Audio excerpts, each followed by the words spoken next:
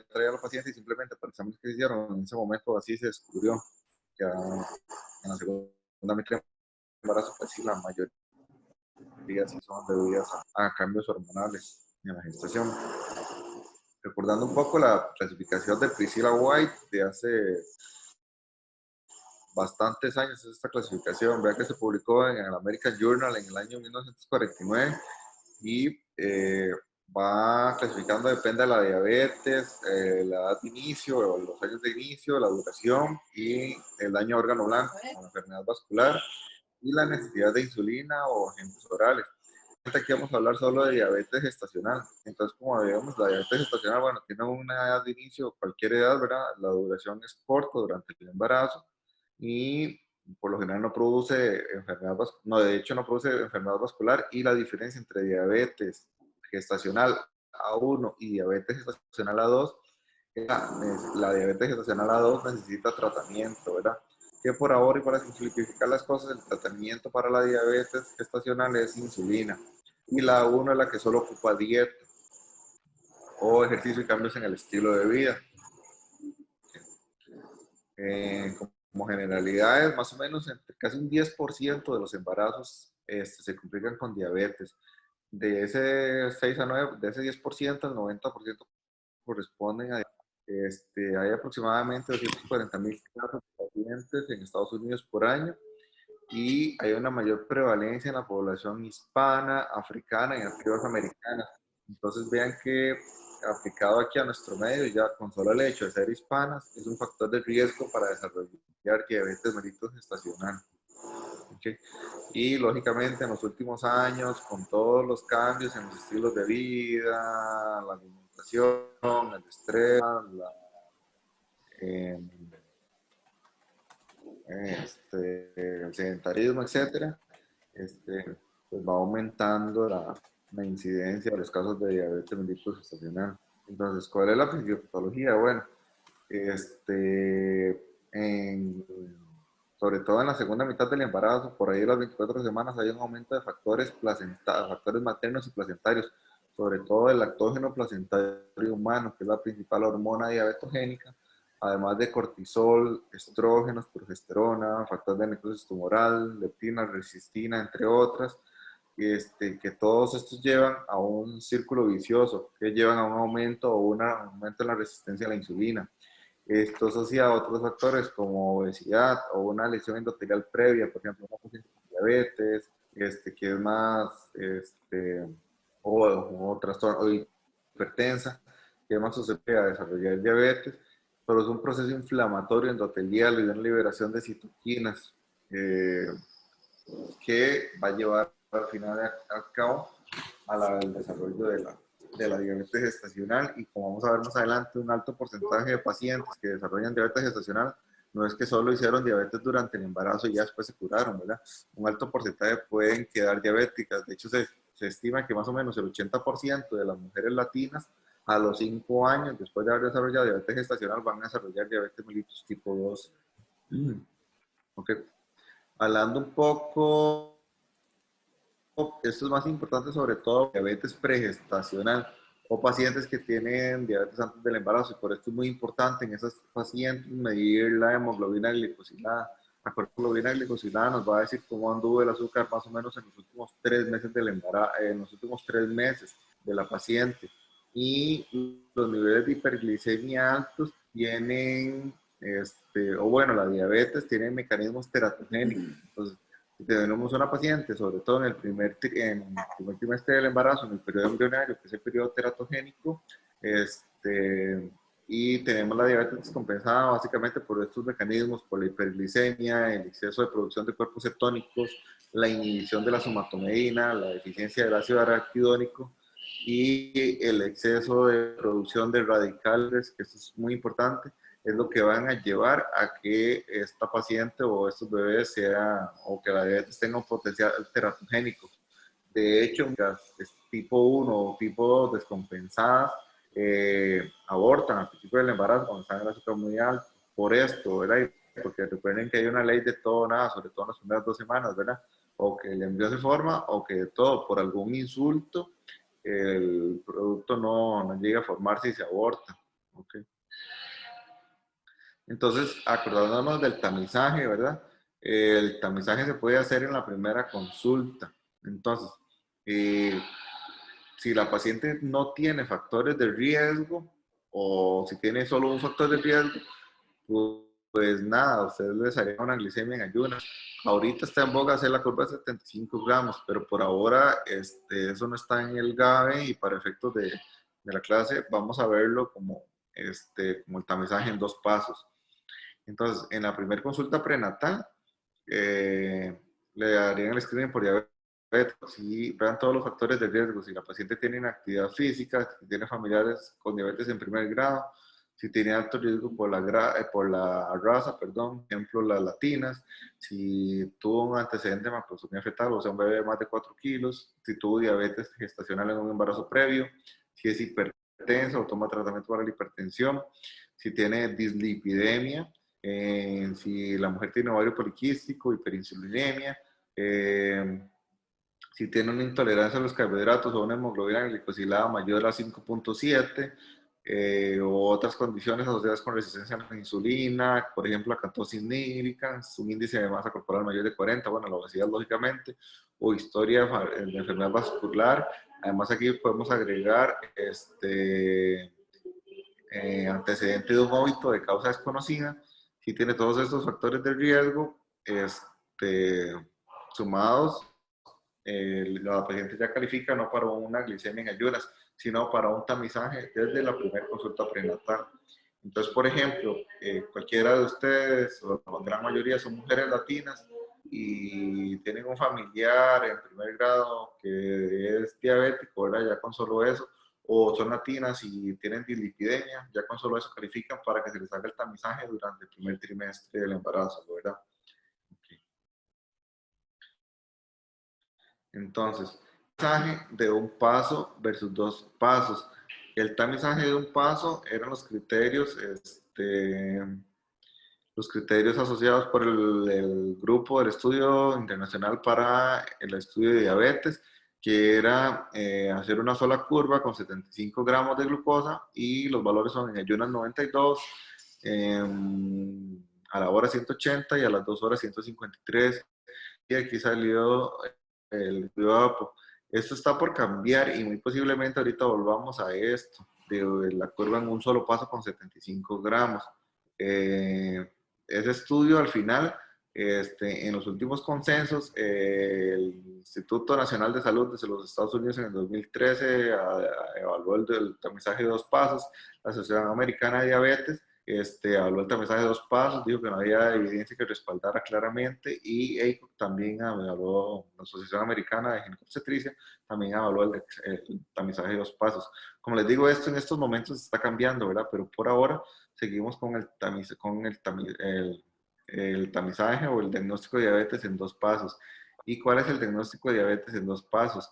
El diagnóstico de diabetes en 2 pasos es en el que hacemos el tamizaje, y si el tamizaje está con 50 gramos de glucosa, y si el tamizaje está alterado, hacemos la curva de tolerancia de la glucosa oral con los criterios de Carpenter y Kunstan, que son estos: glicemia en ayunas en 95, a la hora en 180, a las 2 horas en 155 y a las 3 horas en 140.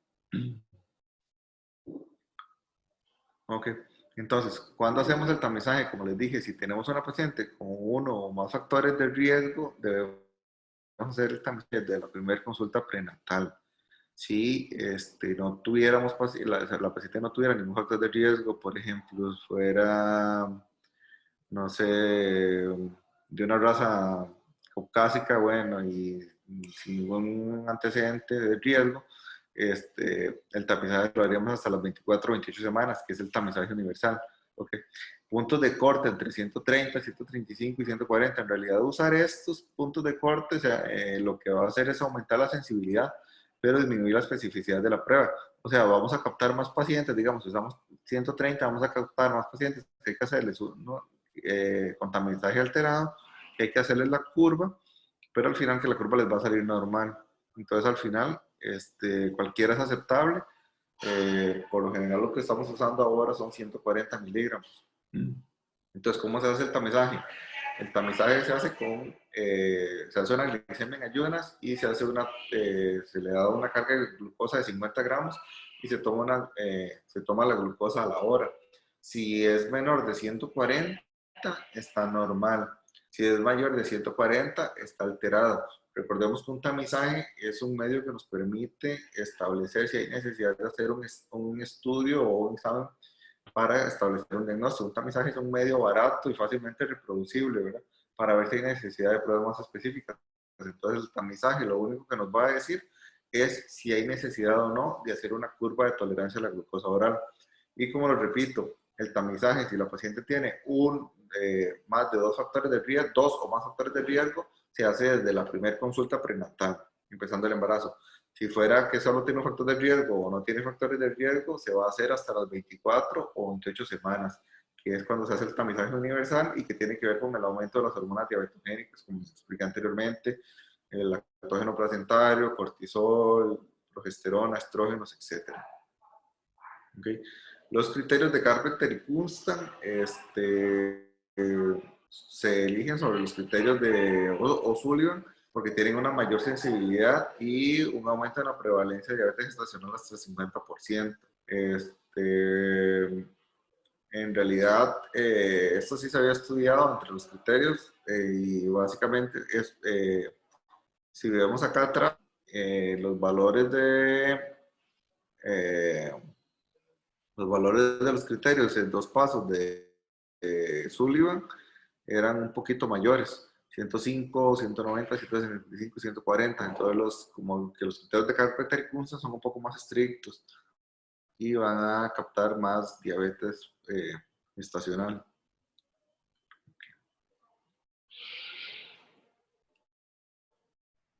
Listo. Entonces, el resultado de 1 versus 2 valores alterados. En un tiempo se habló que con un solo valor alterado ya había en una curva de tolerancia a la glucosa oral, se hacía el diagnóstico de diabetes. En otro tiempo se habló de que tenían que tener 2 valores alterados y un solo valor alterado es diagnóstico de intolerancia a los carbohidratos. Llámenlo como lo llamen, si tenemos una intolerancia a los carbohidratos se va a manejar como una diabetes gestacional tipo gestacional A1, perdón, o sea, con dieta de ejercicio, porque vemos que con solo un valor alterado en la curva de tolerancia ya tenemos un riesgo significativo de macrosomía, de mayor peso al nacer. Esto va a conllevar a cesáreas, riesgo de hipoglicemia, hipocalcemia neonatales, que son complicaciones por la hiperglicemia materna, riesgo de admisión a UCI neonatal, y la diabetes gestacional se relaciona con trastornos hipertensivos. Una paciente con una diabetes gestacional A1 puede tener preeclampsia casi con un 9, casi con un 10%, más o menos. Y si la diabetes es A2, o sea, se ocupa insulina, casi que llega al 18% el riesgo de desarrollar una preeclampsia durante el embarazo. Entonces, independientemente, con solo un valor alterado, se llame diabetes gestacional A1 o intolerancia a los carbohidratos, se va a tratar igual, ¿verdad? Va a ocupar la dieta y el ejercicio y el control metabólico, ¿verdad? Y estar haciéndoles perfiles glicémicos. Precisamente el perfil glicémico es como nos damos cuenta si la paciente está compensada. ¿Cómo es el perfil glicémico? Bueno, con glicemias en ayunas y 1 o 2 horas postprandiales. Los valores meta, según la Asociación Americana de Diabetes y la Asociación Americana de Obstetricia, son en ayunas menores a 95. Si lo hacemos 1 hora postprandiales, las glicemias tienen que estar menores de 40 y 2 horas postprandiales, que es por lo general lo que usamos, tienen que ser menores de 120. Esto con el fin de disminuir la macrosomía en los fetos. Entonces, básicamente, en las pacientes tanto A1 como A2, o sea, las A1 que solo usan dieta y ejercicio, o las A2 que ya ocupan insulina, así es como nos damos cuenta, ¿verdad? Cuando las manejamos ambulatoriamente o cuando las tenemos internadas para regular ese perfil de insulina, haciéndoles perfil glicémico, ¿verdad? Glicemias en ayunas y 2 horas postprandiales. Y cuando llegamos a los niveles meta con glicemias en ayunas menores de 95 o glicemias postprandiales menores de 120, es cuando estamos a los pacientes, cuando sabemos que lo tenemos compensado.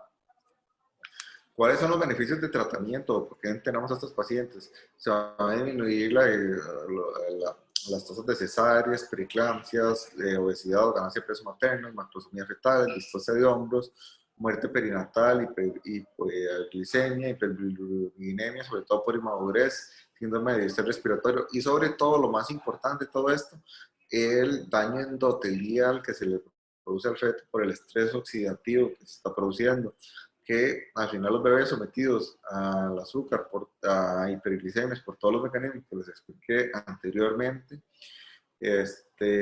son más propensos a desarrollar cualquier tipo de enfermedades, desde enfermedades malignas hasta alguna enfermedad cardiovascular, por ejemplo. Si a esa persona le va a dar tiene más tendencia a la diabetes, a la diabetes, la hipertensión, a la obesidad, y si, por ejemplo, esa persona iba a desarrollar un infarto a los 60, 70 años, pues le iba a dar a los 40, ¿verdad? Entonces, por eso es que se insiste tanto en el patrón metabólico de estos pacientes, para que tengan, para que el endotelio no sufra tanto daño durante el embarazo, más que todo, por eso. Entonces, en la diabetes gestacional, ¿verdad? Tanto la 1 como la 2, la dieta es fundamental, perdón. Según la Asociación Americana de Diabetes, el plan nutricional debe ser adecuado, con una reducción calórica hasta un 30% y más o menos se saca de 30 a 35 kilocalorías por día. Básicamente, o por lo general, el EICO acepta, la Sociedad Americana de Obstetricia, empezar con 2.000 a 2.100 kilocalorías por día por paciente. Entonces, ustedes le empiezan la dieta de 2.100 kilocalorías únicas y ahí la van regulando según los requerimientos de la paciente. Básicamente, esta dieta debe tener un aporte de carbohidratos complejos entre un 33 a un 40%, de proteínas de un 20% y de grasas de 40%. Y cuando usamos insulina, idealmente debe ser la dieta de 6 tiempos, ¿verdad? Que son 3 comidas y las 3 meriendas. Esto para evitar las hipoglicemias entre las comidas. Y como mayoría de carbohidratos complejos, más que simples, ¿verdad? Que se van a absorber con más dificultad y todo, y van a tener un mayor aporte de energía. Y no los carbohidratos simples, que lo que nos da energía rápido y nos va a subir la glicemia. Okay. Además, un programa de ejercicio, ¿verdad? En todas las pacientes, a menos de que tengan alguna contraindicación, por ejemplo, que esté con una amenaza de parto pretérmino, con un cuello corto, entre otras, ¿verdad? El ejercicio aeróbico moderado, más o menos 30 minutos, 5 veces al día, 5 veces por semana, es una recomendación adecuada, que empiece a caminar hasta que sienta que se le acelera un poco el corazón, ¿verdad? Que sube un poquito. Okay. Es un buen hábito para los pacientes. Okay. Entonces, ya se acuerdan la diferencia entre diabetes gestacional A1 y diabetes gestacional A2, ¿verdad? La diabetes gestacional A1 es la que no se puede controlar solamente con dieta. Y en la diabetes gestacional A2 es la que va a ocupar insulina para el tratamiento. La diabetes gestacional A1 es la que se controla con dieta. Y la diabetes gestacional A2 es la que no se puede controlar con dieta y va a ocupar insulina. Entonces, sí es muy importante que estudien y se aprendan esto bien. Los tiempos de duración de las insulinas. Por ejemplo, esta insulina acá es la insulina simple, la insulina regular, la que usamos, o la cristalina, y tiene un inicio de acción entre los 30 y 60 minutos, con un pico entre las 2, 3 o 2 o 4 horas, y una duración de acción de 8 a 10 horas. Mientras, esta otra insulina es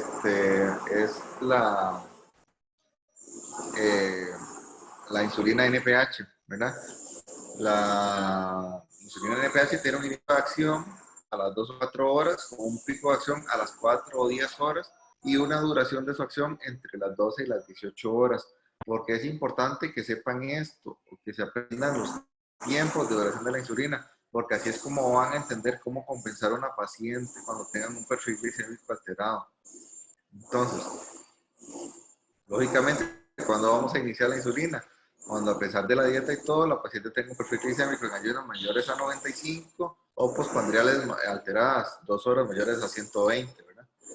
Y acordarnos que las insulinas no cruzan las placentas. Bueno, aquí hay otros tipos de insulina como la glargina, la aspart o la lispro, que es ultra rápida, que ya la usamos en pacientes que son muy difíciles de compensar, sobre todo diabetes pregestacionales tipo 1, que son los pacientes más difíciles de compensar durante el embarazo.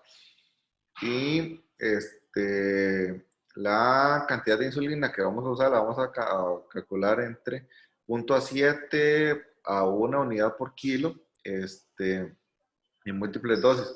O sea, en el primer trimestre vamos a usar 0.7 unidades por kilo, en el segundo trimestre 0.8 y en el tercero 0.9. También hay otra escuela, la escuela gringa, que dice que en el primer trimestre podemos usar 0.8, 0.1, en el tercero 1.2. Aquí usamos un poco más la de 0.7, 0.8, 0.9 o empezamos con 1 en el tercer trimestre y lo multiplicamos por los kilos de peso de la paciente y así vamos a tener las unidades de insulina que vamos a ocupar en el día. Esto es un poco sobre las insulinas o los análogos especiales, que no me interesa tanto que sepan, es sobre todo la argina y la lispro, bueno, tienen mejores efectos y tienen menor riesgo de hiperglicemia, tienen un efecto prolongado, por decirlo así, y no hacen tantos picos como la NPH o la simple. Pero la mayoría de pacientes lo logramos compensar con las otras insulinas, sobre todo el tema este que es diabetes gestacional. Esto se reserva más para diabetes pregestacional. ¿Okay? Al igual que esto, este cuadrito es delgado y aquí vienen lo mismo, los tiempos de insulina. La acción corta y la NPH, ¿ven? Que básicamente son los mismos valores que vimos ahora, para que sí se aprendan bien y se estudien eso para poder entender cómo se usa la insulina. Y entonces tenemos dos esquemas, básicamente estamos hablando ahorita de diabetes pregestacional, de diabetes gestacional, perdón. Entonces vamos a usar el esquema que vemos acá, el esquema de los tercios. Entonces, nos acordamos que según el trimestre, en el primer trimestre vamos a usar 0.7 unidades, en el segundo trimestre 0.8 unidades, en el tercer trimestre 0.9 unidades y vamos a multiplicar por el kilo, por los kilos de peso de la paciente, ¿verdad? Entonces, no sé, 0.7 por 100 kilos que pese la paciente son 70 unidades, ¿verdad? En el primer trimestre. Entonces, esas 70 unidades en total las vamos a dividir en 3 tercios, ¿verdad? Y entonces 2 tercios de esa insulina la vamos a usar en la mañana y 1 tercio de esa insulina la vamos a usar en la noche, ¿verdad? Y de los 2 tercios de la mañana, vamos a dividirlo de nuevo en 2 tercios y 1 tercio, o sea, en otros 3 tercios. Los 2 tercios van a ser los 2 tercios de la NPH de la mañana y el otro tercio va a ser el tercio de insulina simple de la tarde o de la noche. Y el tercio de la tarde que nos había quedado lo vamos a dividir en mitad y mitad. Una mitad va a ser la NPH de la noche y la otra mitad va a ser la NPH, la simple, perdón, de la noche. ¿Okay? ¿Sí les queda claro esto? ¿Entienden esto? Sí, Sí, doctor. doctor. Ok. Okay. En cuanto a los hipoglicemiantes orales, bueno, la metformina, que es una biguanida, cruza la placenta, mejora la sensibilidad en la insulina. Podemos usar dosis máximas hasta de 2.500 a 3.000 miligramos por día. Los efectos neonatales a largo plazo son desconocidos. ¿Cuál es el efecto de las biguanidas o la metformina? Antes había un espacio entre la paciente que no ocupaba insulina, un espacio intermedio entre hipoglicemiantes orales y después la paciente que ocupaba insulina. Ahorita eso se simplificó y ahorita es o ocupa insulina o no ocupa insulina. ¿Cuándo usamos metformina? Recordemos que la metformina no es un hipoglicemiante, más bien es un euglicemiante, o sea, la metformina produce glicemias normales, pero no produce hipoglicemias, porque el efecto es disminuir la gluconeogénesis en el hígado y aumentar el aporte o la entrada de insulina al músculo y a los otros tejidos, ¿verdad? Disminuir la resistencia a la insulina, básicamente. O sea, aumentar, es coayudante. Entonces, por ejemplo, ¿cuándo usamos o cuándo podemos usar los hipoglicemiantes orales? En pacientes Por ejemplo, una paciente muy obesa que tiene, tiene obesidad, tiene acatosis nigricans. Sí saben lo que es acatosis nigricans, ¿verdad? Es ese engrosamiento de la piel que se ve sobre todo en el cuello, axilas, pliegues, que se ve como negruzco. Ajá. Sí, sí, sí lo han visto, sí saben qué es. Sí, Sí, doctor. Sí, doctor. En eso, ¿verdad? Eso es un signo de resistencia a la insulina. Entonces, esas pacientes y que llegamos a dosis de insulina topes a más de entre 1 y 2 unidades por kilo de peso. Por ejemplo, una paciente que pese 100 kilos, ya vamos llegando a las 200 unidades de insulina por día, con un esquema intensificado y no logramos compensarla. La metformina nos va a ayudar y a hacer un efecto sinérgico y va a ser coayudante para disminuir la resistencia a la insulina. Esta es la única cabida y el único medicamento oral que por ahora está indicado, y cuando ya llevamos dosis altas de insulina y no logramos compensar a la paciente. Las sulfonilurias, como la glibenclamida, cruzan la placenta, básicamente casi un 20%, casi una quinta parte de los pacientes van a terminar requiriendo insulina, y los pacientes tratados con glicemiantes orales van a terminar con más riesgo de macrosomía, hipoglicemia, síndrome de distrés respiratorio, y sus efectos neonatales a largo plazo son desconocidos. Entonces, por la FDA y así, y EICO, que ahorita no están aprobados. Además de, como les digo, es, para decirlo de forma sencilla, es mucho menos efectiva que la insulina, ¿verdad?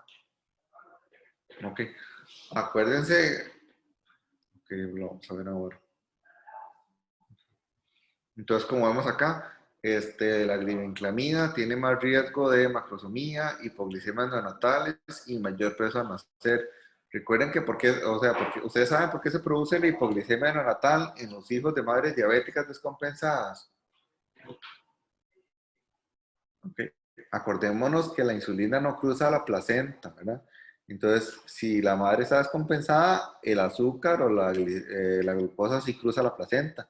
Entonces, a ese feto le está llegando mucho azúcar, ¿verdad? Entonces, ¿qué es lo que tiene que hacer el feto? Las células beta del páncreas tienen que producir una gran cantidad de insulina, y hay una hipertrofia de las células beta del páncreas, ¿verdad? Para producir más insulina para mantener al feto compensado. Entonces, cuando ese feto nace, ¿verdad? Cuando el bebé nace, ya deja de recibir todas las cantidades de insulina, pero sigue produciendo mucha insulina, deja de percibir tanto, el azúcar materno, pero sigue produciendo mucha insulina, ¿verdad? Entonces, por eso es que se vigila las primeras horas por el riesgo de hipoglicemia neonatal. Y la insulina es anabólica totalmente, ¿verdad? Por eso es que estos bebés tienden a la macrosomía. ¿Ok?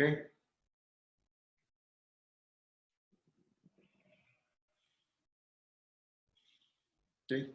Y básicamente lo que les dije, así en resumen, lo que dicen en sus artículos es que la metformina es la segunda línea de tratamiento. Cuando la insulina no sirve y la glibenclamida no tiene cabida por ahora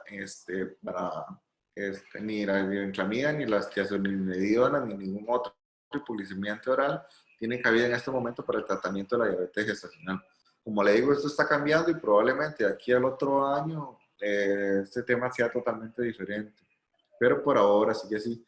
El momento de interrupción del embarazo, que es muy importante. Si ustedes tienen una diabetes gestacional A1, o sea, que es una diabetes gestacional A1, la paciente que con dieta alcanzó niveles meta, o sea, con dieta de ejercicio tuvo glicemias en ayunas menores de 95 y 2 horas postprandiales menores de 120. Esa paciente, si está compensada, un bebé que no es macrosómico y todo lo demás normal, la podemos interrumpir hasta las 40 o 41 semanas del embarazo. Mientras que la diabetes pregestacional o la diabetes A2, o sea, todo paciente que ocupó insulina, ya lo más que puede llegar es a las 39 semanas, la que está bien controlada. O sea, hay que optimizarle la dosis de insulina. No es que de ahí individualizar el caso. Los bebés de madres diabéticas tienden a tener mayor riesgo de síndrome de insuficiencia respiratoria y mayor inmadurez pulmonar. Entonces, estos bebés, por lo general, uno debería llevarlos hasta las 39 semanas, siempre y cuando se pueda. Si es un bebé mal compensado, es mejor sacarlo antes, ¿verdad? Porque la hiperglicemia también tiene riesgo de óbito fetal abrupto o espontáneo, ¿verdad? Niveles muy altos de glicemia. Entonces, básicamente, ¿qué es y una diabetes mal controlada, que a pesar de tener ya las dosis de insulina a tope, y metformina, y dieta y ejercicio, la paciente compensa. Entonces ahí sí tomamos la decisión de sacar el bebé antes de tiempo, o bueno, a las 37 semanas o antes de las 39. Sí, optimizamos la dosis, ¿verdad? Pero hay que estar seguros de eso. No es como que la paciente no tiene las dosis adecuadas, va por la mitad de la dosis, no le compensamos bien la diabetes y todo, porque hay que dar el beneficio de esto, sobre todo que llegue a las 39 semanas para evitar el síndrome de distrés respiratorio o una taquimia transitoria del recién nacido. Ok, entonces, básicamente, a la hora del posparto, la diabetes gestacional, ¿cómo hay que controlar a estas pacientes? Bueno, para ver si la paciente va a ser diabética o no, vea que entre el mes y los 3 meses posparto hay que hacer la curva de tolerancia a la glucosa con 75 gramos para ver. Entonces, básicamente, si la paciente tiene una glicemia en ayunas menor de 100 y una glicemia a 2 horas, después de una curva de tolerancia, después de una carga de glucosa de 75 gramos, menor de 140, pues es una paciente normal. Estarla controlando cada 1 a 3 años, inicio dieta, ¿verdad? Porque recordemos lo que les dije, son 80% de las pacientes, sobre todo latinas, en un periodo de 5 a 10 años, pueden desarrollar diabetes tipo 2. ¿Okay? Si entre las 12 semanas esta paciente tiene una glicemia en ayunas entre 100 o 125, o con los 75 gramos a las 2 horas entre 140 y 199, tiene una intolerancia a los carbohidratos. Entonces, igual todos los cuidados, dieta, ejercicio y control, ¿verdad? Y explicarle muy bien a la paciente que ha comprado muchos números de la rifa y que probablemente vaya a tener una diabetes más adelante. Aquí ya es una paciente que está desembarazada, ¿verdad? La metformina tiene buena cabida, que disminuye la resistencia a la insulina. De hecho, ahora hay muchos estudios con metformina, ¿verdad? Y, bueno, en teoría, si todos pudiéramos tomar aspirinita, atorvastatina, y metformina, probablemente viviríamos muchos años, ¿verdad? O nos ahorraríamos un montón en enfermedades de tipo endotelial, cardiovascular y neoplásicas, ¿verdad? Pero bueno, eso es un tema aparte. Bueno, y ya si la paciente a las 4 o a las 12 semanas, yo prefiero a las 12 semanas, a los 3 meses, ¿verdad? Después del posparto, tienen glicemias en ayunas mayores de 125 y 2 horas postprandiales mayores a 199 o bueno, 200, ¿verdad? Es el diagnóstico de diabetes y ya aquí hay que empezarle a controlar la diabetes para diabetes mellitus tipo 2, ¿verdad? Ya la paciente quedó diabética, por decirlo así. ¿Ok?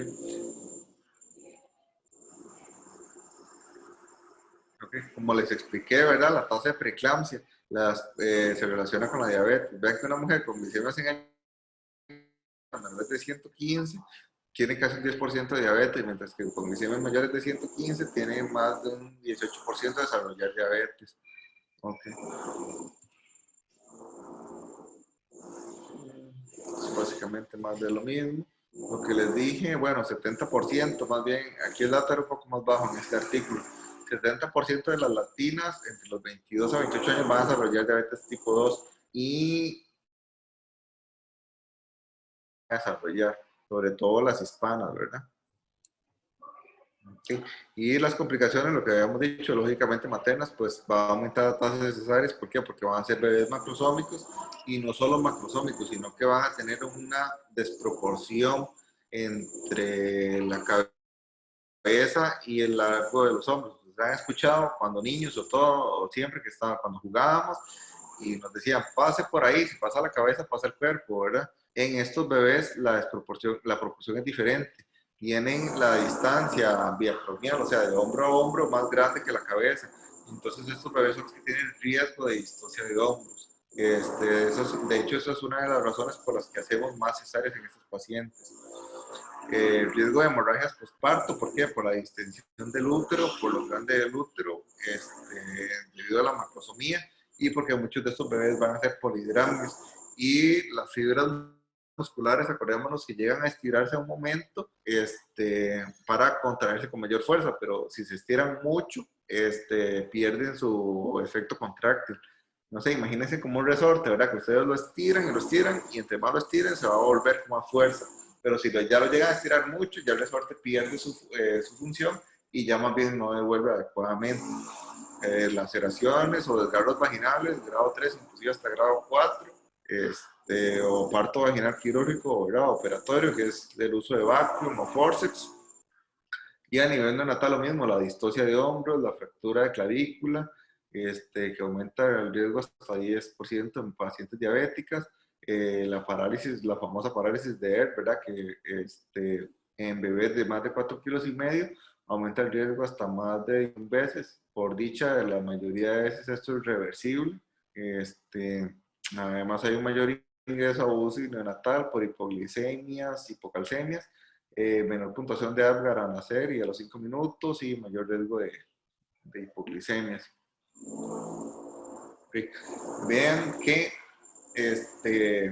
lo que les había hablado creo que en la otra clase de la cesárea, que para un bebé de 4.500 gramos, usted tiene que hacer casi 600 cesáreas para evitar una distosia de hombros, mientras que para evitar una distosia de hombros en una mujer diabética de 4 kilos, tiene que hacer casi 1.000 cesáreas. O sea, no es que todas las pacientes nos van a hacer distosia. Sin embargo, como les dije, o sea, paciente diabética de más de 4 kilos,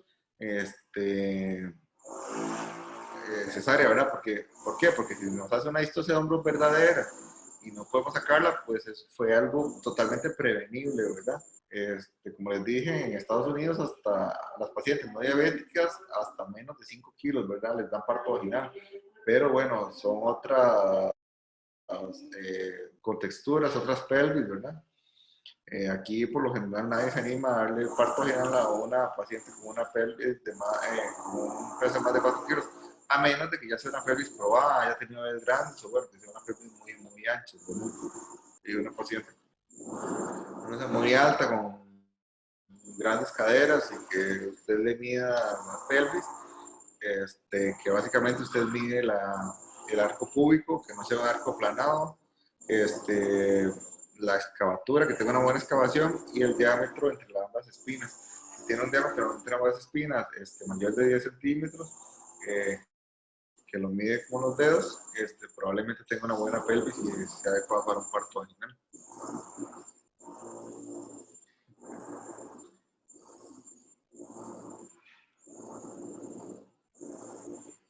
Y básicamente esto es un resumen de lo que les hablé anteriormente.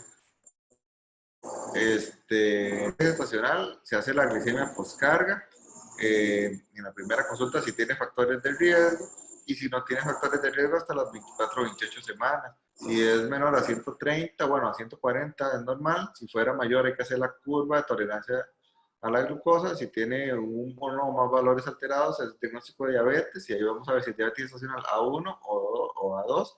Y si la curva es normal, pero lo hicimos en la primera consulta, hay que repetirla a las 24 o 28 semanas siempre. Es el tamizaje universal.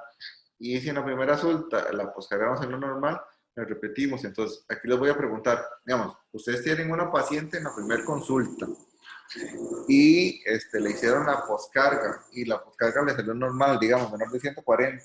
¿Qué hacen con esa paciente?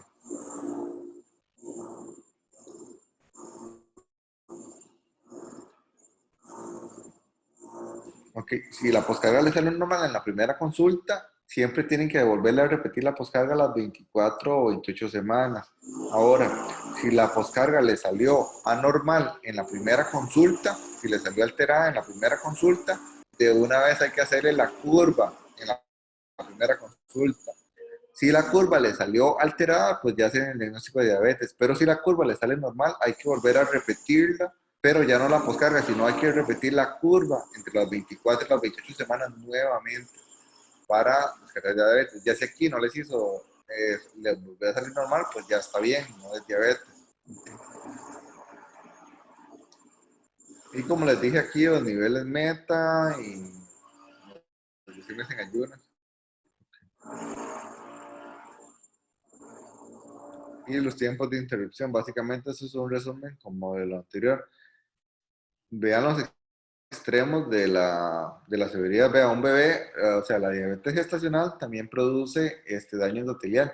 Entonces puede tener los extremos. Un bebé sumamente prematuro, una restricción del crecimiento uterino severo, o un bebé gigante, ¿verdad? Por macrosomía. Eran las consecuencias de la diabetes mal compensada. Cualquiera de las dos, ¿verdad? Puede producirlo. ¿Tienen preguntas, dudas? ¿Entendieron cómo hacer los estudios o cómo tratar a las pacientes, cómo hacer el diagnóstico de la diabetes, que es muy importante? Sí, doctor, de mi parte todo claro. Sí, doctor, todo claro.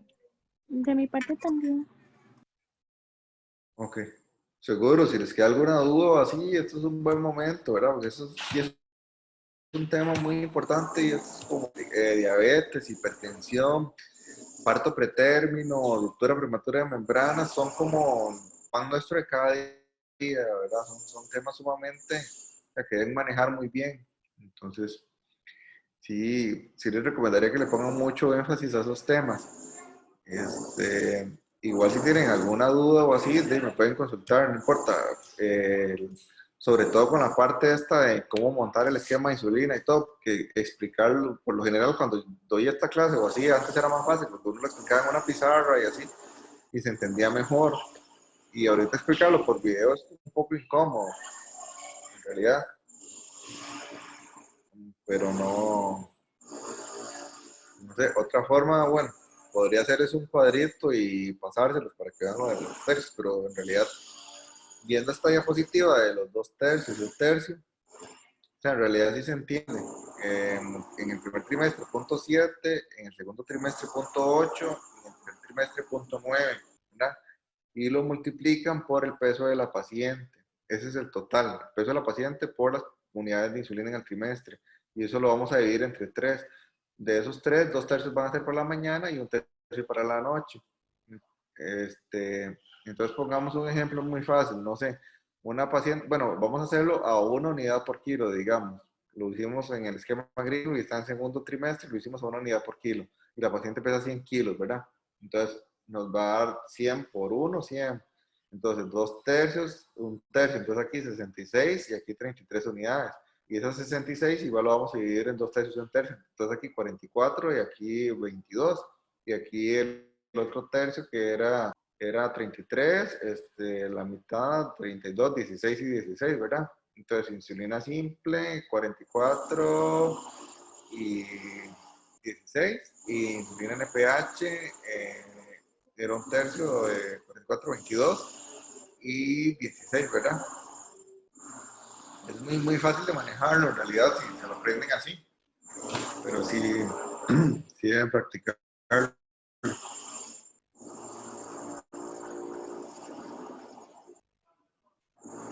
¿Alguna duda, comentario o algo más sobre esta clase?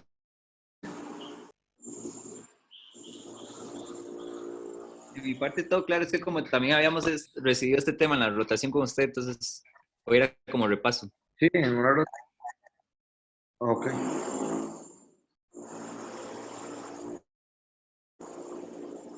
Listo.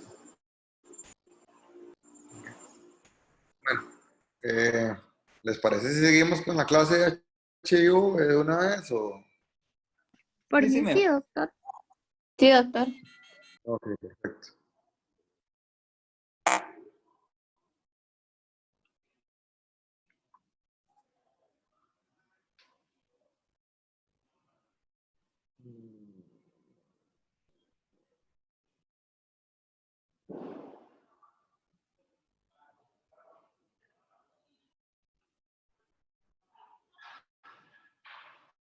No sé si fue solo a mí, pero como que se quedó pegada a la pantalla. Sí, vamos un segundo.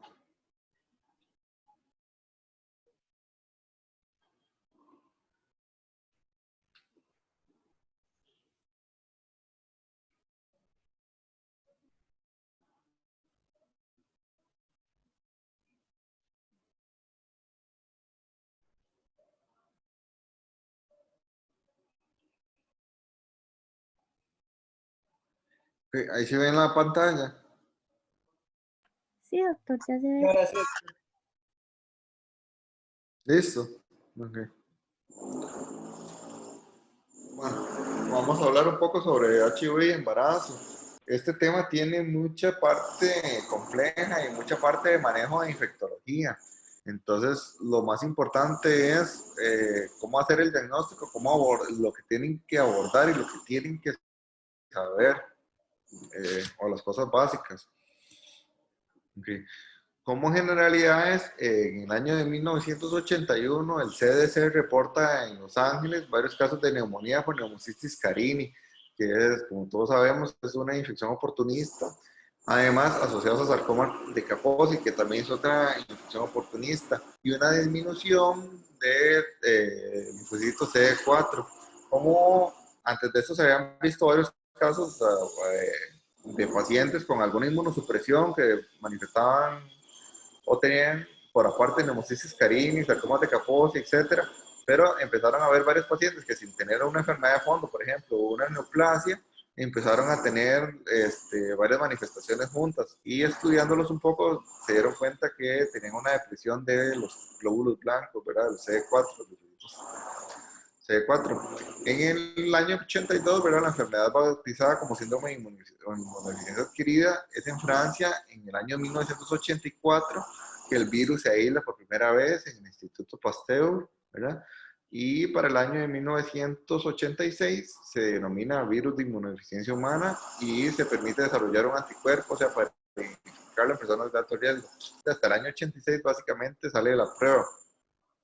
Vean, digamos, haciendo una correlación con las enfermedades, como cuando empezó el HIV en el 81 y hasta el 86, bueno, tuvieron una prueba y aún no hay tratamiento, digamos, con esto del coronavirus ahora, ¿verdad? Que hay mucha incertidumbre y todo. Probablemente dentro de unos años sea algo fácil de tratar, esperemos, ¿verdad? Manejo, pero es que el desarrollo de las enfermedades no es tan fácil, ¿verdad?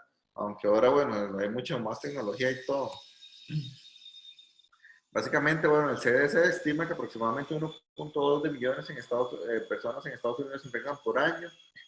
Aproximadamente 50.000 americanos son diagnosticados por HIV anualmente. En el 2010, 9.500 mujeres se infectaron y el 84%, la mayoría fue por contacto heterosexual, o sea, por sus parejas que las contaminaron.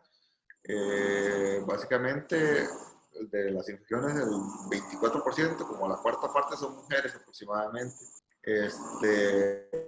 Llama la atención que en Estados Unidos la mayoría, el 64% de las mujeres infectadas tienen más tendencia a las afroamericanas y las mujeres de raza blanca, un 25%, una cantidad importante, corresponde a las pacientes que usan drogas intravenosas, ¿verdad? Como la heroína.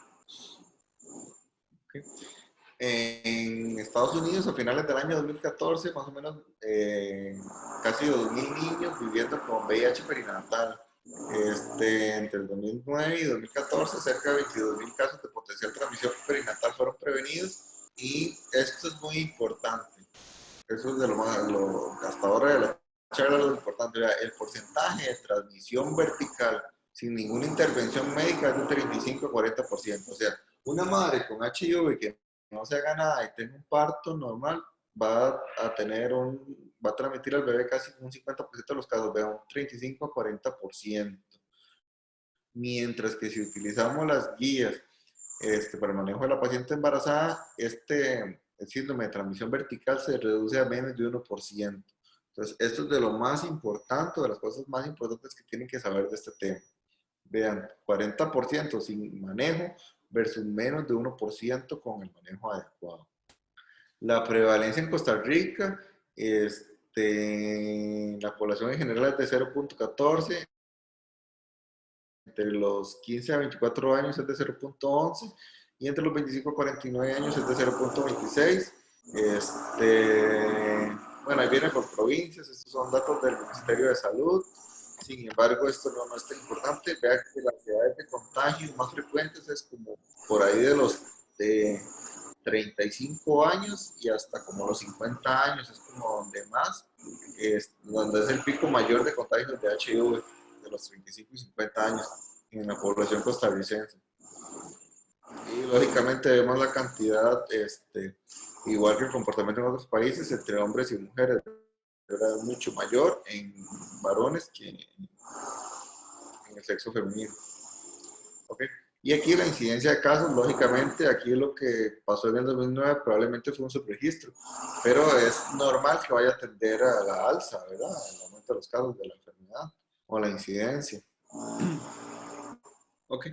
La virología, bueno, el HIV es un retrovirus, tiene una sola banda de ARN, una forma esférica con un diámetro de 80 a 100 milímetros y es constituido por 3 capas, una bicapa lipídica externa que posee las espículas o las glicoproteínas de superficie que actúan, son las que se unen al hospedero y eso es lo que hace tan difícil encontrar una cura o una vacuna para el virus, ¿verdad? Y que el virus mute tanto.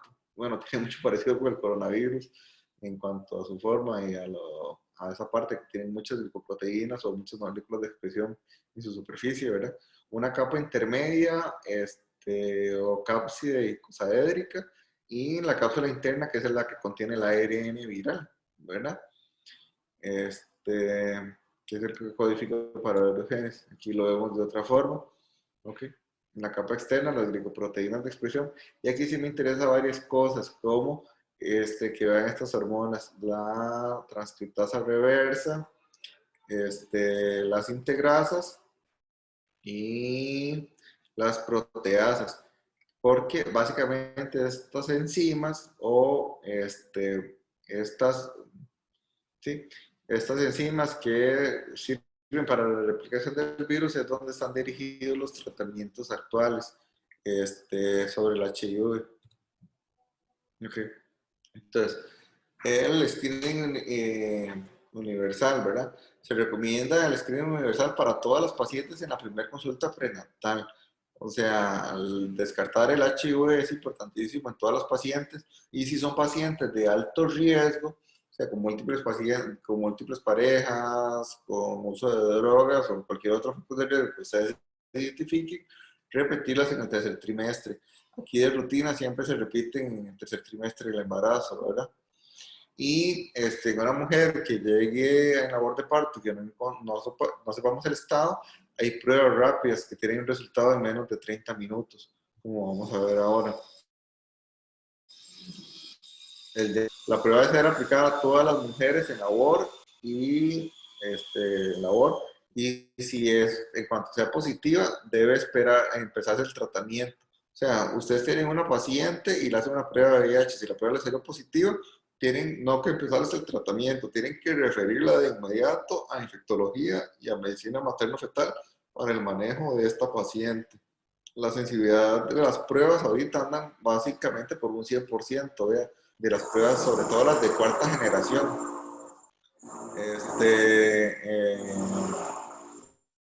El periodo de ventana es de 3 meses, pero para las pruebas rápidas, que son en 20 minutos de duración, como vamos a ver, los periodos de ventana han ido disminuyendo muchísimo para las pruebas. Antes se decía que había que esperar 6 meses para tener un periodo de ventana adecuado y que hasta un 90% de los pacientes se contagiaban o ya se seroconvertían a los 6 meses, más del 90%, y que podría haber seroconversión incluso hasta los 10 años. Con las pruebas rápidas, casi el 100% se detectan inclusive antes del mes. Entonces es bastante... Bueno, ¿cómo lo vemos acá con las pruebas que están ahora? Ven, el test o los test rápidos que duran 20 minutos en estar, aunque son muy sensibles y muy específicos, tienen periodos de ventana de hasta 3 meses. Mientras que las últimas pruebas, ya lo que hacemos actualmente, las pruebas de cuarta generación, tienen periodos de ventana cortísimos, vea, de hasta 12 días. O los test de ELISA normales, bueno, que se hacían antes, 3 meses, ¿verdad? Sin embargo, ahorita lo que se están haciendo son pruebas ya de cuarta generación que reducen mucho los periodos de ventana, básicamente. Y vean la sensibilidad y especificidad de todas las pruebas, que es muy alta, ¿verdad? Entonces no hay razón para que esperar una segunda prueba y hacer el Western blot, como se decía antes, en una paciente embarazada, ¿verdad? Si fuera un adulto que se está tratando, ¿verdad? Y no está embarazado, pues todavía daría cabida a esperar más tiempo, pero en la embarazada, donde corremos contra el tiempo, ¿verdad? Y entre más antes se inicie el tratamiento, más tasas de éxito vamos a tener. pues con una sola prueba no hay que esperar más resultados. Okay. Básicamente, okay. Una vez que hicimos el diagnóstico, lógicamente un abordaje multidisciplinario, ¿verdad? No verlo solo como, bueno, si tiene HIV es una enfermedad médica, pensar en la parte psicológica, en la parte social de esa paciente, ¿verdad? Eso es bastante importante. Y los objetivos del tratamiento, bueno, optimizar la salud de esa madre durante el embarazo, que no se vea su salud deplorada por la enfermedad, y prevención de la transmisión perinatal, ¿verdad? Que es la otra gran meta. Muy importante, o sea, que el producto o el bebé no vaya a salir con la infección. El abordaje prenatal, hay que hacer una historia médica completa y ginecológica, ¿verdad? Y evaluación para ver si tiene síntomas de síndrome de insuficiencia adquirida. ¿Cuáles van a ser estos síntomas? Fiebre, sudoración nocturna, pérdida de peso, tos persistente, diarreas crónicas, candidiasis vaginales refractarias o candidiasis orales, o brotes de virus de herpes, ¿verdad? Un examen físico completo, incluyendo la evaluación de la enfermedad. En mujeres, el conteo con conteos de CD4 menores a 200, que es definición ya de SIDA, como vamos a ver más adelante, síndrome de insuficiencia adquirida. Evaluar la presencia de brotes de virus del herpes, linfadenopatías, rash, una historia detallada, incluyendo la sospecha de por dónde fue la vía de transmisión, si tuvo tratamientos antirretrovirales previos, si tuvo algún efecto secundario con los tratamientos, si tiene definición para SIDA o si tiene eso únicamente es portadora de VIH, si ya tiene SIDA o síndrome de inmunodeficiencia adquirida, ver la necesidad de tratamiento para infecciones oportunistas, y también lo que les había dicho, el soporte, o sea, en la necesidad de salud mental, y ver si tiene también abuso de otras sustancias, alguna otra enfermedad de transmisión sexual, el fumado. Y bueno, en base a exámenes de laboratorio, lógicamente el conteo de CD4, que se hace en la visita inicial y cada 3 meses durante el embarazo. Test de resistencia, inclusive si vamos a usar, hay test de resistencia antes de usar los antirretrovirales. Esto es ya más de infectología. Y, por ejemplo, el abacavir, un medicamento que se usa relativamente, no tanto en embarazo, pero hay que hacer el antibiótico-compatibilidad B571EI. Como les digo, esto es más de infectología, porque pueden hacer reacciones anafilácticas o reacciones severas si tienen este antígeno de histocompatibilidad.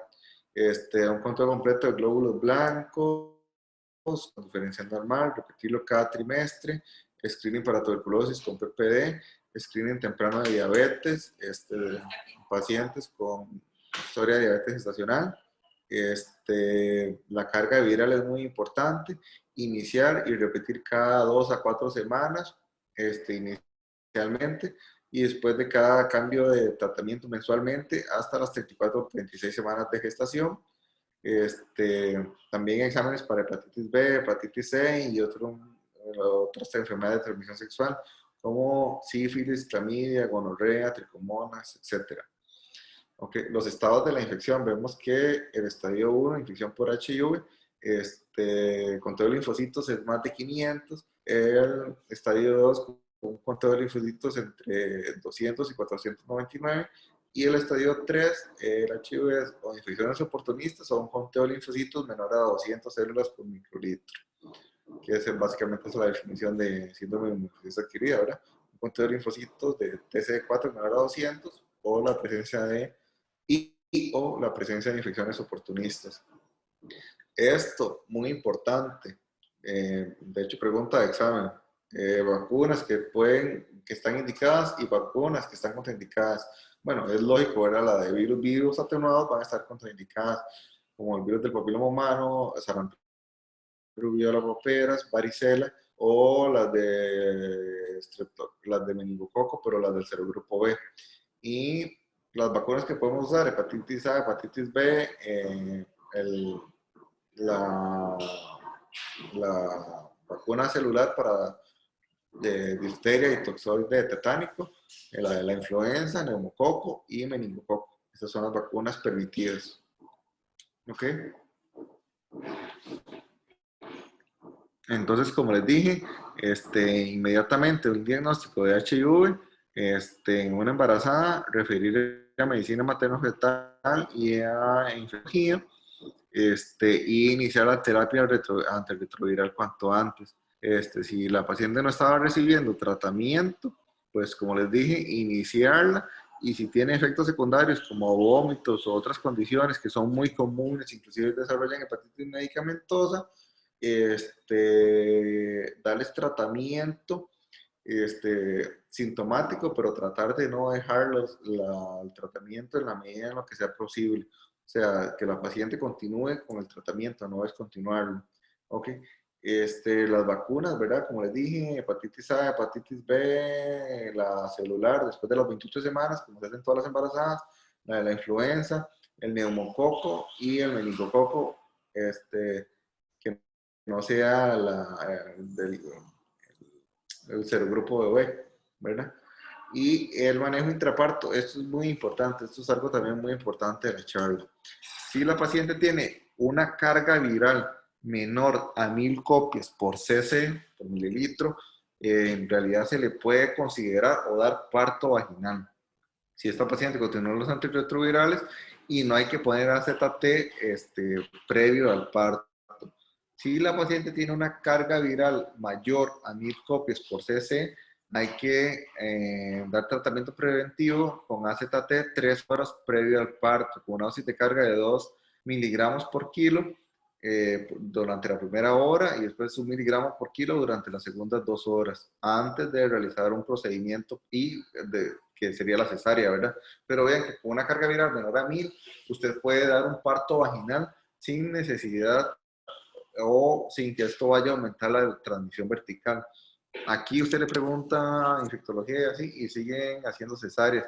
Y la respuesta es que, ¿por qué? Porque de eso les ha dado buenos resultados. Sin embargo, ya hay evidencia científica que demuestra que con cargas virales menores a 1000 se puede realizar un parto vaginal y eso no va a aumentar la transmisión vertical. Lógicamente, hacer eso acá es como un mito, ¿verdad? Es como cuando se hace un parto vaginal en un bebé, como una gastrosquisis. Gastrosquisis, bueno, para que no sepa, es como cuando que el bebé tiene los intestinos afuera. Después puede tener otras partes, como parte distinta al estómago o el hígado. En realidad no hay una contraindicación para una gastrosquisis, para un parto vaginal. Pero usted hace una gastrosquisis y todo el mundo, ay, ¿cómo se le ocurre? Le va a reventar los intestinos, así. En realidad no hay diferencia en el pronóstico ni en el manejo de estos bebés, pero son como mitos que hay que ir quitando, ¿verdad? En la medicina, sobre todo en la obstetricia, ¿verdad? O piensan que la cesárea es como las cardiopatías, casi que el 97-98% de las cardiopatías se les puede dar vía de parto vaginal. Y lo importante es el periodo postnatal inmediato, más que todo en los que sean ductos dependientes, porque van a requerir prostaglandinas para evitar el cierre del conducto nervioso.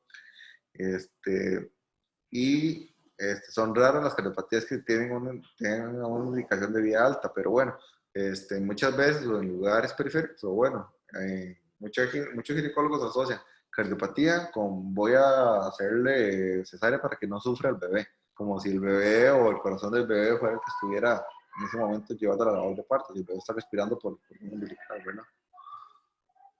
Okay. Entonces, evitar pruebas invasivas como amniocentesis o cortocentesis, pues aumentan el riesgo de transmisión a menos de que sean totalmente necesarias. Y si la prueba es necesaria, idealmente debe ser cuando la carga viral sea indetectable. ¿Ok? Entonces, pacientes con recuento de CD4 menores a 200, o sea, o infecciones oportunistas con diagnóstico de SIDA, deben recibir tratamiento. Cuando las pacientes, ok, en el mismo embarazo, por la misma dilución del embarazo, puede haber una disminución en el conteo de los CD4. Además, cuando las pacientes empiezan el tratamiento y empiezan a aumentar los CD4 y empieza a reconstituirse la respuesta inmune, puede haber una respuesta inflamatoria, con fiebre, mal estado general y todo, muy característico, ¿verdad? que es como que la paciente recupera un poco su estado inmune, o mejora bastante su estado inmune. Y bueno, la meta es optimizar la terapia y continuar el tratamiento retroviral y el tratamiento para infecciones oportunistas. Entonces, los pacientes hay que darles tratamiento para neumocystis jirovecii o neumocystis carini, para neumonía por estos gérmenes, ¿verdad? Con pacientes con CD4 menor a 200, hay que dar Septram, dimetropin sulfamethoxazol, una tableta por día indefinidamente durante todo el embarazo. Para encefalitis por Toxoplasma gondii, cuando el recuento de CD4 sea menor de 100, se traen igual una tableta por día indefinidamente. Para Mycobacterium tuberculosis, cuando se les hace la PPD, y si la PPD es mayor de 5 y no tiene una enfermedad activa, hay que dar isoniazida 300 miligramos acompañado de piridoxina para prevenir encefalopatía o neuropatía por la isoniazida, una vez al día durante los 9 meses para el complejo de diseminado de Mycobacterium avium, con CD4 ya menores de 50 por milímetro cúbico, que es bastante bajo, la citromicina 1200 miligramos semanalmente. Y para criptococosis, cuando los CD4 son menores de 50, dar fluconazol por día indefinidamente. Una tableta de fluconazol por día durante todo el embarazo. Como les dije, estos sí tienen que saberlo, por ejemplo, por lo menos cuál es el tratamiento de elección y cuáles son los gérmenes oportunistas más frecuentes que pueden tener esa paciente. Okay. Entonces, la meta del tratamiento, bueno, lógicamente suprimir la replicación y la carga viral y brindar profilaxis preexposición. Entonces, antirretrovirales durante el embarazo. Bueno, una vez establecido el diagnóstico, debe iniciarse el tratamiento lo antes posible. Como les dije, entre más tempranamente se inicia el tratamiento, mayores las posibilidades de disminuir la carga viral y de reducir la necesidad de parto por cesárea. El tratamiento, igual, hay que dar tratamiento preparto, durante el parto, y al recién nacido también se le da ZT posparto. Esto para disminuir, es parte del protocolo para la disminución de la transmisión vertical. Básicamente la terapia por lo general involucra al menos 3 medicamentos. La terapia tiene que ser individualizada, cada paciente tiene sus comorbilidades de fondo. Por ejemplo, quien puede ser una paciente que tenga una hepatitis de fondo o alguna enfermedad autoinmune. Además, todas las pacientes o los efectos adversos son idiosincráticos de cada quien, las interacciones con otros medicamentos que use, la resistencia a los fármacos, o si ha usado otros fármacos y la paciente ya tiene historia de control, y también el potencial teratogénico de los fármacos es bastante importante. Por ejemplo, nunca se me va a olvidar, yo un día estaba en guardia en México y me llegó una paciente, segundo,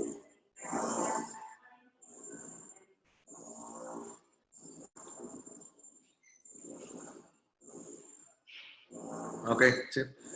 Me llegó una paciente y me dice que que tenía un atraso menstrual y que venía a hacerse una prueba de embarazo. Y entonces le dije yo que si tenía dolor pélvico, o sea, o algo, me dice que no, que solo quería saber si estaba embarazada. Entonces le digo yo que en emergencias no se hacen pruebas de embarazo de rutina, que tiene que consultar al Levi's. Y entonces ya la señora me dijo que estaba tomando Favirenz, entonces necesitaba saber si está embarazada o no, porque el medicamento se puede asociar o se ha asociado con defectos del tubo neural. Entonces, bueno, ahí sí tiene toda la razón, ¿verdad? Es una paciente que sí hay que hacer una prueba de embarazo en emergencias y de una vez referirla a infectología para que se le cambie el tratamiento, ¿verdad? Si esta queda embarazada. ¿Okay? Aunque lo ideal sería que no quedara embarazada tomando el medicamento. Entonces, tenemos básicamente 4 grupos de drogas, como les había dicho ahora, por las proteínas de transcripción de los virus, ¿verdad? Entonces tenemos los inhibidores nucleósidos de la transcriptasa reversa, como el tenofovir, el AZT, el 3TC, la Bacavir, que son de los medicamentos más usados o más famosos que han venido dejándose de usar tanto. Los inhibidores de las proteasas, como lopinavir, atazanavir, duranavir, los inhibidores no nucleósidos de la transcriptasa reversa, como el efavirenz y el ribavirin, y los inhibidores de la integrasa, que son como los de última generación, como el valtegravir, que tiene un excelente estado o una excelente respuesta a las embarazadas. De hecho, me acuerdo de una paciente que estuvo aquí en Calderón internada y estuvo como 2 meses internada, le dieron varias terapias asociadas, no mejoró, al final la cambiaron y la dejaron solo con Valtegravir y bajó esa carga viral inmediatamente, fue como mágico, quedó indetectable. Al final siempre terminó en cesárea, ¿verdad? Que no empecé por eso, pero bueno, el medicamento le funcionó muy bien. Entonces, el objetivo básicamente del tratamiento es reducir la carga viral en al menos un registro cada mes, o entre el primer y segundo mes, y por lo general consiste en 2 inhibidores nucleósidos de la transcriptasa reversa, más un inhibidor de la transcriptasa reversa no nucleósido o un inhibidor de la proteasa. Entonces, básicamente, 2 de estos más 1 de estos o 1 de estos. O sea, 2 de estos más 1 de estos o 2 de estos más 1 de estos. Como tratamientos de elección. Básicamente aquí es lo mismo. Este cuadro es bastante complejo y esto lo había puesto yo aquí para la presentación, sin embargo no me interesa que se aprendan mayor cosa de este cuadro. ¿Okay? Como les digo, el esquema que fue pilar era 3TC más AZT, que fue el pilar, o sea, los 2 inhibidores nucleósidos de la transcriptasa reversa, ha venido en desuso porque hay que tomarlo más de 2 veces por día, tiene más efectos secundarios y por ahora en la actualidad los esquemas más recomendados son tiravicina, tenofovir, astanavir y ritonavir, que si nos fijamos acá, igual son 2 nucleósidos, 2 inhibidores nucleósidos de la transcriptasa reversa, más inhibidores de la proteasa, que sigue siendo lo mismo, nada más que ya no se usa tanto ni el AZT ni el 3TC.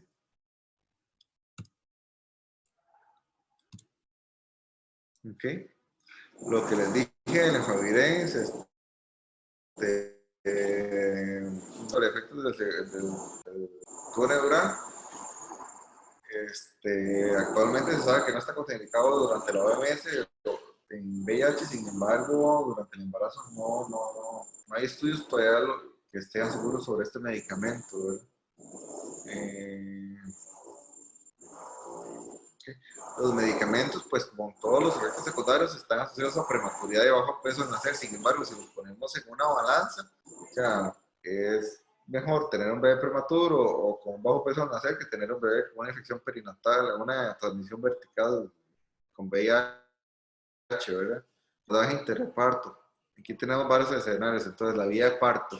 Si la carga viral es menor a 1000 copias por mililitro, se le puede dar vía de parto vaginal. Y básicamente ni siquiera ocupa tratamiento. Si la carga viral es mayor a 1000 copias, debe programarse la cesárea. Se recomienda la cesárea hasta 38 semanas por la Asociación Americana de Ginecobstetricia, principalmente para evitar de que esta paciente entre en labor de parto a las 39 semanas, y darle la profilaxis con AZT 3 horas antes. Una dosis de carga de 2 miligramos por kilo durante la primera hora y la segunda y tercera horas a 1 miligramos por kilo antes de realizar la cesárea a las 38 semanas, con cargas virales mayores a 1000. Okay. Si ustedes le hablan casi a la mayoría de gente aquí en Costa Rica de que la paciente con VIH puede hacer parto vaginal, casi la mayoría de gente va a decir cómo se le ocurre, que no, pero es como un tema muy satanizado, ¿verdad? Porque tiene mucho tabú, pero sí lo puede hacer. Y hay otros escenarios, como que, por ejemplo, la paciente venga en labor activa y que rompa membranas, ¿verdad? Si la carga viral es mayor de 1000 o la carga viral es desconocida, el manejo individualizado. Si la carga viral es mayor de 1000, se rompió membrana, ya yo preferiría el aumento o la incidencia por hora después de la ruptura de membranas es como de 0.02% por cada hora, 0.0, sí, 0.02% por cada hora. Entonces yo preferiría esperarme las 3 horas, darle la ZT, si no es que el bebé arranca franca labor y van a hacer, y realizarle la cesárea después de ponerle la ZT.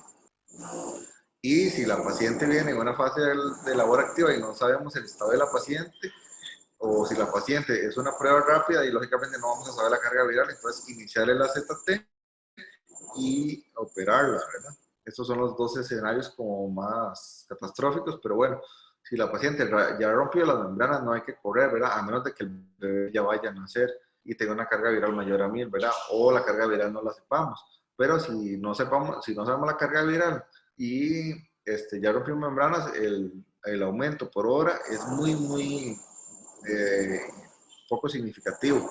Y es más el beneficio que vamos a obtener de esperarnos las 3 horas para pasarle el AZT que el riesgo de transmisión por la hora que pase de bolsa rota.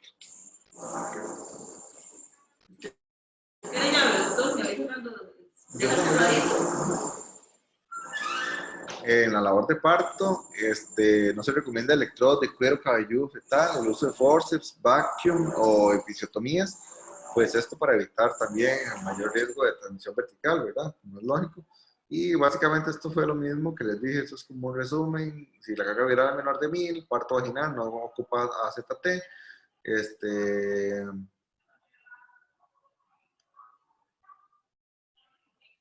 Si la carga viral es menor de 1000 y la paciente no tenía tratamiento,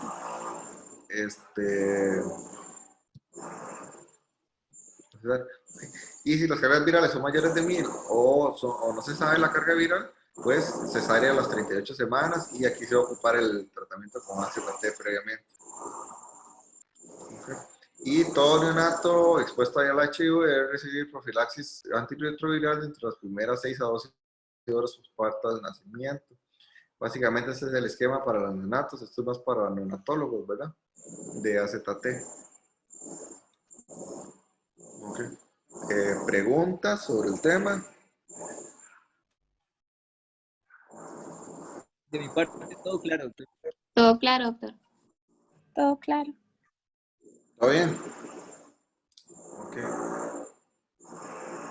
Todo claro, doctor. Vamos. Ok, estos temas es para... ¿Cuándo es que tienen examen? El 20. El 20. Ok.